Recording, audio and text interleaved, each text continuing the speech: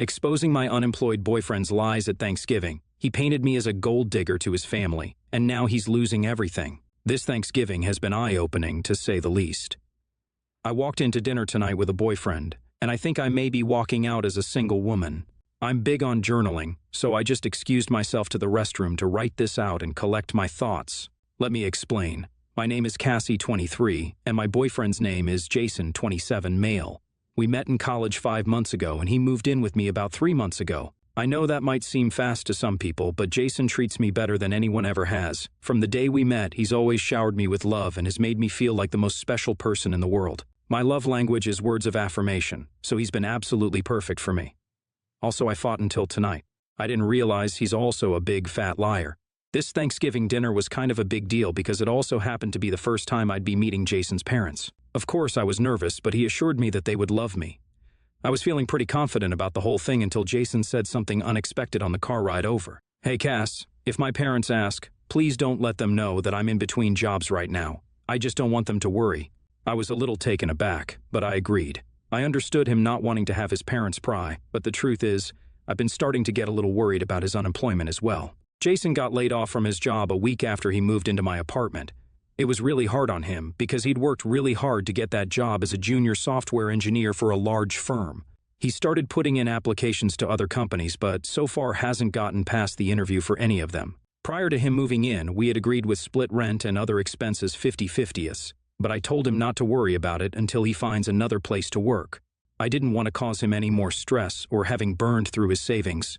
Besides, I was already paying for the apartment on my own before he moved in. So I didn't think paying for it on my own a little longer would hurt.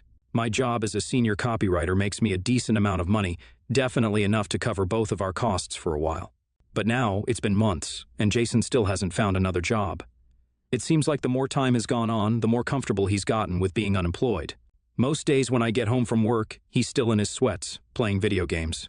It's been a couple of weeks since his last interview, and I don't want to pressure him too much, but I'm worried he's stopped applying for new jobs altogether, especially after what happened out there at the dinner table tonight.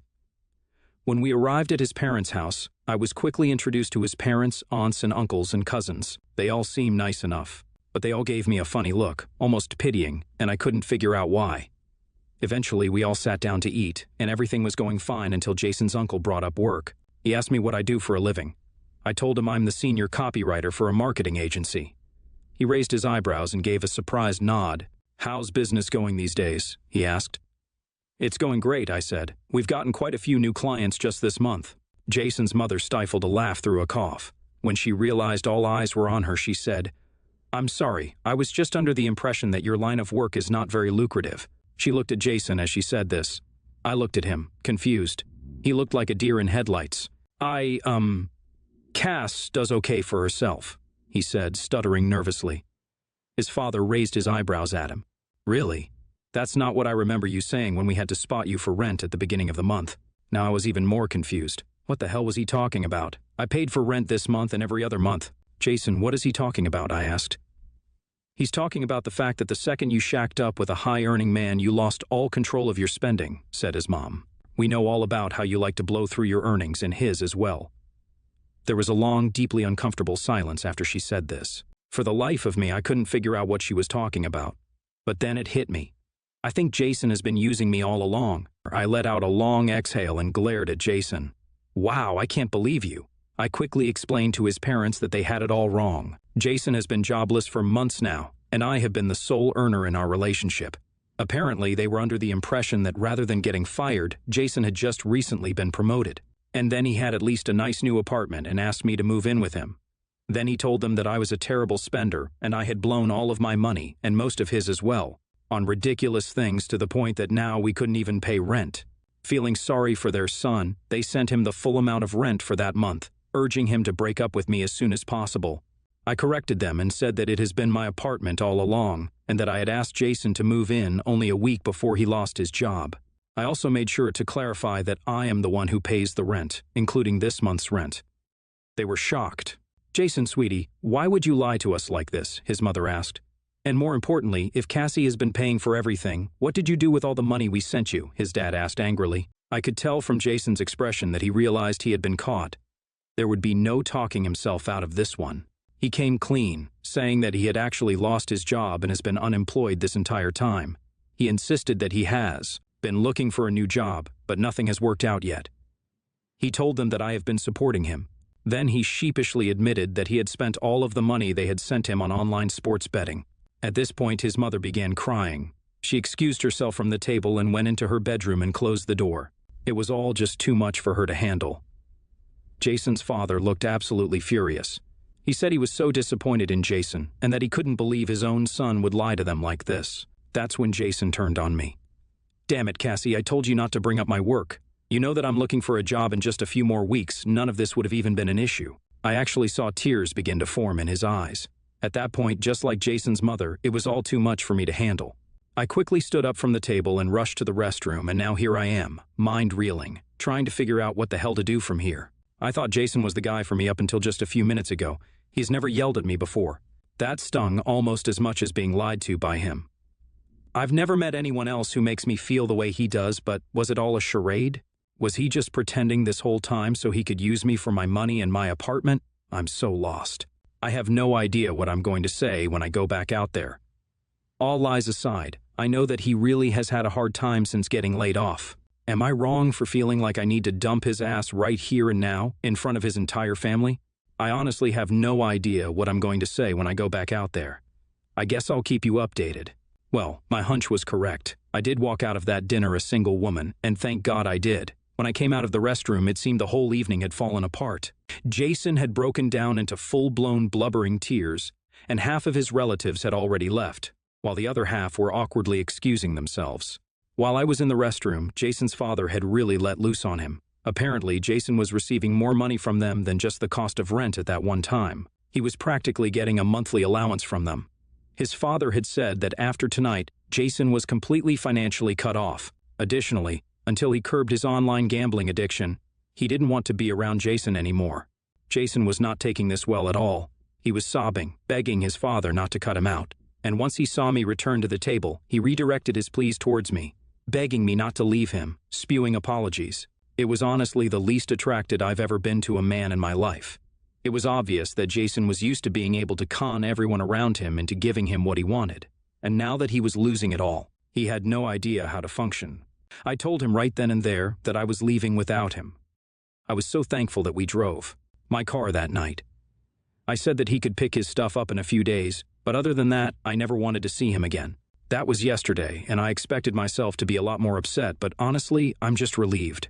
It would have been one thing for me to break up with a guy who was simply down and out on his luck, but breaking up with a guy who clearly has entitlement issues leaves me feeling no guilt at all. I'm just happy I got out when I did. Holy crap, an even crazier update to my story. It's been 2 months since I kicked Jason out. A new semester has started, so I have all new classes. I met a girl named Ashley in my creative writing class, and we really hit it off. She comes over to my place a couple of nights a week to hang out and study. Last night we were hanging out, watching a movie and having a couple of glasses of wine when suddenly she asked, "Who is that?" At first, I didn't know who she was talking about, but then I realized she was looking at a tiny photo frame that I had on the table in the corner. The photo was of me and Jason. I realized I had forgotten to take down the photo. "Oh, that's my ex-boyfriend Jason," I said. She jumped up and picked up the photo frame. "No, that's my ex-boyfriend Jason," she said. We were both stunned. She explained that she had met Jason at our college last year and had dated for a few months. Then, to my shock, she explained her entire relationship with Jason. It almost exactly resembled my relationship with him. Started dating, quickly moved in with her, lost his job, and then mooched off of her for a while until she called him out on it. But before they broke up, Ashley happened to go through his phone and realized he has done this to multiple other girls as well. Jason has never had a job. He's just a serial dater who jumps from unsuspecting girl to unsuspecting girl, meaning he has been lying to his parents all along as well. What an absolute creep. I'm so glad I got out when I did. NTA, you definitely weren't wrong for leaving him. He deserves to be alone.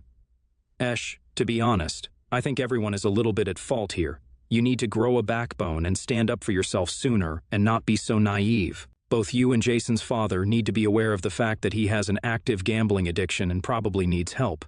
And addict or not, Jason definitely is a jerk for repeatedly using girls like that. Long story short, moved into a house across the street from a school in May. Had no issues. Beginning of this school year, had the same car block my driveway for 2 weeks. We could barely get our oversized vehicles into the small, narrow driveway with the car parked there. There's also a no parking AM to PM sign right there also. I called the front lobby to ask them to move. Next day, I asked a worker to ask them to move. Following day, they were there again around 2:45 p.m., so I left a nice note explaining my husband works rotating shifts, and he's notorious for backing into things. And I don't want their vehicle to end up being hit at some point, if they could please park 5 feet behind where they are parking now. The very next day, the car was in the middle of the road, parked, and traffic could barely get by. Mind you, we have to deal with a car rider line as well as this specific car parking in front of our driveway. So I posted on our private Facebook group asking if anyone else had this issue, and if so, what did they do? And before anyone suggests it, I did not want the car towed, or for them to get in any trouble. That was at 3 p.m., gave no description of the car. 3:45 p.m., the principal told me to call her directly, then had me walk out to explain what the issue is, and then proceeded to scold me and essentially told me to shove it, that she didn't want them parking in the parking lot, and I couldn't have them towed. I explained, no, I didn't want them towed. I just wanted 5 feet to be able to not have to Jenga my way into my driveway. 6 p.m., I am cast out by a teacher and told I had no consideration for teachers and what they do. I have kids, I am also a teacher at another school, and would never park in front of someone's driveway and tell that person to deal with it because previous owners allowed it. Also, the previous owners I knew, and they didn't mind because they were not home during the time the car parks there. I also have been home on maternity leave since school started, had a C-section a week after school started, and twisting and turning to get a better view has been hard. She then called me insane and unstable and blocked me after calling me a liar, that I never left a note. I'm scared for my safety. I go by the Nest security system, and it's been 2 months. No other cars park in front of my driveway for more than a day. Nothing is consistent, so I don't do anything until Friday. The same car parked in front of my driveway again. I pull in today, and with tons of parking spaces in the parking lot and tons of space on the illegal street behind her, but she had to park in front of my driveway. I irrationally called the non-emergency line and reported cars parked on this street during the no parking hours every single day. Then a cop showed up and wrote a warning. I saw and quickly pulled my car into the garage. Now people are outside taking pictures of my house and driveway and screaming on the phone about it. Did I go too far?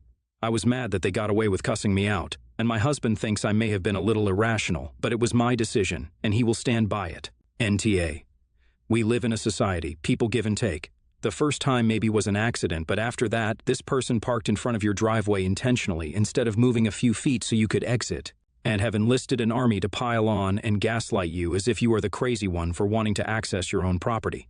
If these people don't have the decency and sanity to compromise by moving a mere 5 feet, I would have them towed every time. NTA, but you need to report the principal to their supervisor immediately. They should be letting employees, even after-care employees, park on the school grounds to begin with.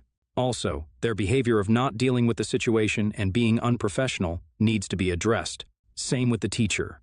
The kid is probably being told by mommy to keep parking there and don't worry about what you say.